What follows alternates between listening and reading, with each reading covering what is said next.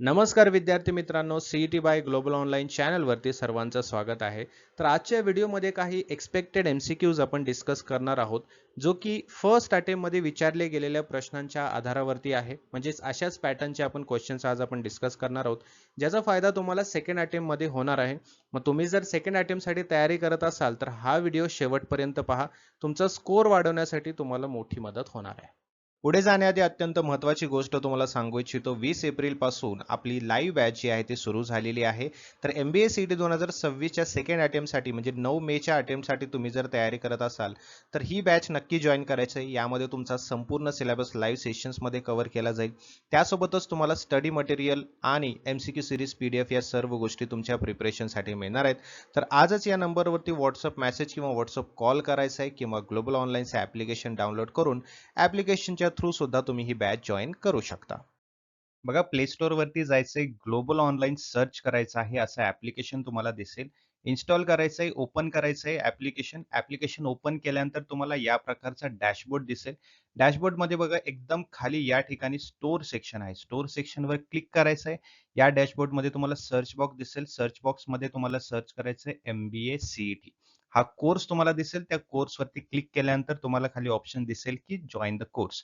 Join करायचंय आणि प्रिपरेशनला start करायचंय. एकदा का तुम्ही जॉइन केलात मग तुम्हाला कंटेंट फोल्डर तिथे समोरच दिसेल. त्या कंटेंट फोल्डरमध्ये सर्व मटेरियल जे आहेत तुम्हाला तिथे दिसतील आणि आपले जे लाईव्ह सेशन्स आहेत ज्यामध्ये तुमचं पूर्ण तयारी केली जाणार आहे, ते लाईव्ह सेशन सुद्धा ॲपमध्ये तुम्हाला दिसून येतील. विद्यार्थी मित्रांनो, हे जे प्रश्न आहेत हे तुमच्या फर्स्ट अटेम्प्टमध्ये विचारले गेलेले त्या पॅटर्ननुसार आपण प्रश्न घेतलेले आहेत. तर हा पहिला प्रश्न तुमचा काय म्हणतोय की which of the following times forms a 90 degree angle between clock hands. ठीक आहे.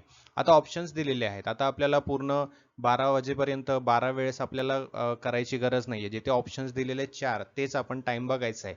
फॉर एक्झाम्पल ऑप्शन ए म्हणतोय की 2:11 है ना. मग हा क्लॉक आहे. करेक्ट. याच्यामध्ये आपण 4 विभाग केले. राईट. मग याच्यामध्ये इथे 12 असतो, इथे 3 असतो, इथे 6 असतो आणि इथे 9 असतो. करेक्ट. इथे असतो 1, 2 है ना. इथे असतो 4 आणि 5. करेक्ट. इथे असतो 7 आणि 8. करेक्ट. इथे असतो 10 आणि 11. राईट. मग आता 2:11. आता हा 2 बरोबर आहे. इथे छोटा काटा असणार है ना आणि मोठा काटा जो आहे तो इथे असणार. राईट. मग इथे 90 डिग्री अँगल भेटतोय का? 90 डिग्री म्हणजे कसा पाहिजे आपल्याला? हा असा 90 डिग्री असतो. याच्यामध्ये जो भाग आहे तो किती असणार आहे? 90 डिग्रीचा असणार आहे.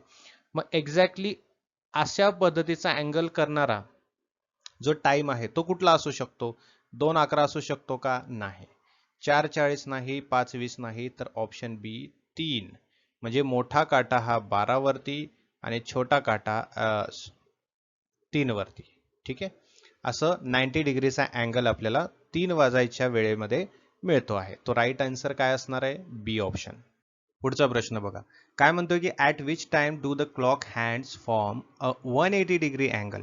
आता 180 डिग्री म्हणजे कशाचा अर्धा होतो? 360चा. 360 म्हणजे पूर्ण सर्कल असतो, त्याचा अर्धा म्हटलं तर 180 डिग्री होतो है ना. मग 180 डिग्री अँगल करण्यासाठी मोठा काटा सरळ आणि छोटा काटा सुद्धा सरळ पाहिजे. मग एकतर 12 वाजले पाहिजेत नाहीतर 6 वाजले पाहिजेत. ऑप्शन्समध्ये 12 किंवा 6 पैकी कोणताही असेल तर तो राईट आन्सर होणार आहे. यामध्ये बघा ए ऑप्शन 6 आहे, एक्झॅक्टली बरोबर आहे. 5 चुकतो, 7 चुकतो, 8 सुद्धा चुकतो आहे. त्यामुळे ऑप्शन ए एक्झॅक्टली बरोबर येतो. At which of the following times do the hands of a clock form a straight line 180 degree. म्हणजे मागचा जो प्रश्न होता सिमिलर तसाच हा प्रश्न असणार आहे. मग एकतर 12 किंवा 6. राईट. मग याच्यामध्ये 6 आहे का? 9, 3, 7 नाही. 12 आहे. Yes. Option A exactly right answer येतो आहे. If the angle between the clock hands is 60 degree, which of the following times is possible. बघा, एक गोष्ट लक्षात ठेवा, प्रत्येक जो तास आहे म्हणजे समजा 12 वाजलेले आहेत. राईट. ठीक आहे. त्यानंतर हा जो आहे 3, 6, 9. राईट. मग या प्रत्येक ह्याच्यामध्ये 90 डिग्री आहे. बरोबर आहे. या प्रत्येक टाइम मध्ये 90 डिग्री आहे आणि यामध्ये दोन दोन गोष्टी काय झालेल्या आहेत? डिवाइड झालेल्या आहेत. म्हणजे इथे 1 आणि ते 2. राईट. इथे 4, इथे 5, इथे 7, इथे 8, इथे 10, इथे 11. आता एक गोष्ट लक्षात ठेवा, ठीक आहे, मी एकदाच समजावून सांगेन. राईट. आता 12 ते 1 याच्यामध्ये 30 डिग्रीचा फरक आहे. 1 ते 2 30 डिग्री, 2 ते 3 30 डिग्री. प्रत्येक तासामध्ये 30 डिग्रीचा फरक असतो, हे नेहमी लक्षात ठेवा. हे जर तुमच्या लक्षात असेल तर तुम्हाला कसल्याही प्रकारचा प्रश्न सोडवता येऊ शकतो. ठीक आहे. मग आता मला सांगा 12 ते 2 मध्ये किती असेल? 30 आणि 30 60 डिग्री. 12 ते 3 मध्ये किती असेल? 30 प्लस 30 प्लस 30 90 डिग्री. समजलं? असं 30-30च्या गॅपने आपल्याला काय असतो? प्रत्येक तासाच्या मध्ये अंतर असतो. मग समजा आपल्याला विचारले 60 डिग्री, है ना? मग 2 वाजले समजा, मग 2 वाजले तर 12 आणि 2 हे किती होतात? 60 डिग्री होतात. 30 प्लस 30 60 डिग्री. हे त्यामुळे ऑप्शन ए जो आहे तो एक्झॅक्टली राईट येतोय. 3 म्हटलं तर किती येतो? 3 म्हटलं तर 90 डिग्री येतोय. बरोबर आहे की नाही? इथे बघू शकता तुम्ही, 3 म्हटलं तर 90 डिग्री येतोय. 30 प्लस 30 प्लस 30 90 डिग्री. 4 म्हटलं तर त्याच्यामध्ये आणखीन 30 डिग्री ऍड करा. 90 मध्ये 30 केलं तर किती होतात? 90 आणि 10 100, आणखीन 10 110, आणखीन 10 120, 120 डिग्री होतं. 6 म्हटलं तर किती होतात? हे डायरेक्टली 180 डिग्री होतं, है ना? मग 2 जेव्हा वाजतात तेव्हा होतात 60 डिग्री. हे कसं पॉसिबल झालं? अगदी सोप्या प्रमाणे, जेव्हा आपल्याला माहिती पडलं की प्रत्येक तासामध्ये 30 डिग्रीचा अंतर असतो. ठीक आहे. हे लक्षात ठेवा. क्लॉकचे जे क्वेश्चन्स आहेत जे फर्स्ट अटेम्प्ट मध्ये भरपूर वेळा बघायला मिळालेत, हे प्रश्न सेकंड अटेम्प्ट मध्ये विचारलं तर तुम्हालाही आणखीन सोप्या पद्धतीमध्ये सोडवता येतील. पुढचा प्रश्न बघा, what is the sum of first 10 natural numbers? असा एक प्रश्न तुमच्या एक्झामिनेशन मध्ये सुद्धा विचारला होता फर्स्ट अटेम्प्ट मध्ये. आता याच्यासाठी एक फॉर्म्युला आहे. ठीक आहे. S is equal to n plus 1 divided by 2. सोपा आहे. ठीक आहे. आता काय करायचं आपल्याला? हा 10 आहे, है ना?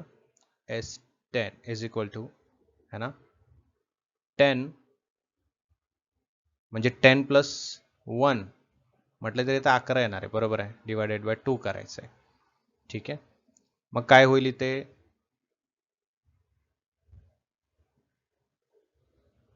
राईट.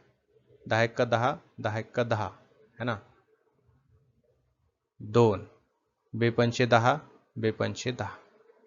किती उत्तर आलं? 55. ऑप्शन मध्ये 55 आहे का? येस. ऑप्शन सी 55 इथे एक्झॅक्टली आपल्याला भेटतंय. तर असा जर प्रश्न विचारला तुम्हाला तर हे जे फॉर्म्युला आहे या फॉर्म्युलामध्ये आपल्याला ती संख्या जी दिलेली आहे ती घालायची आहे आणि सॉल्व्ह करून घ्यायचं आहे. लगेचच आपल्याला उत्तर मिळून जाईल. पुढचा प्रश्न बघा, what is the average of first 25 natural numbers असं विचारलेलं. आता इथे आपल्याला एक एक करून नॅचरल नंबर शोधायची गरज नाहीये किंवा कॅल्क्युलेट करायची गरज नाहीये. इथे काय करायचं आहे? डायरेक्ट फॉर्म्युला आहे n प्लस 1 डिवायडेड बाय 2. ठीक आहे. म्हणजे 25 प्लस 1 डिवायडेड बाय 2 केलं तर 26 गुणिले 2 भागिले 2 होतं, है ना? बेक बे बेत्रिक 6 उत्तर येतं 13. 13 आहे का ऑप्शन मध्ये? येस. ऑप्शन सी 13 उत्तर बरोबर येतं. पुढील प्रश्न, what is the sum of first 25 natural numbers? आता याचा फॉर्म्युला काय?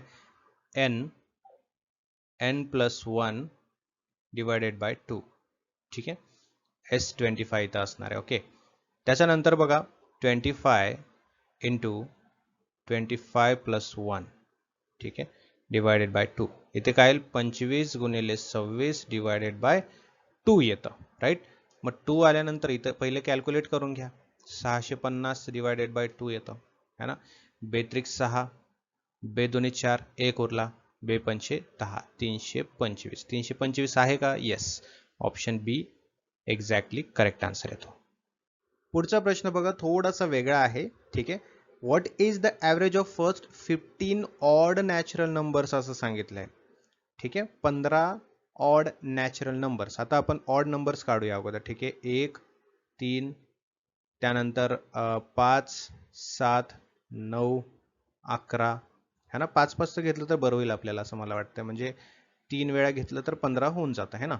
9 नंतर आहे 11 13 15 17 19 21 23 25 27 आणि 29. करेक्ट.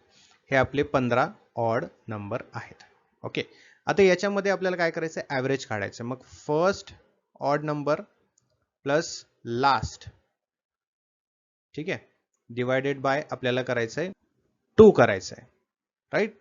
फर्स्ट आहे तुमचा 1, राईट, प्लस लास्ट आहे तुमचा 29th, है ना, डिवायडेड बाय 2 करायचं आहे. मग इथे काय येईल, 30 डिवायडेड बाय 2 म्हटलं तर बेक उरतात 1, 2 पंचे 10, 15 उत्तर येत आहे. 15 आहे का ऑप्शन्समध्ये? Yes, option C exactly right answer येतो आहे.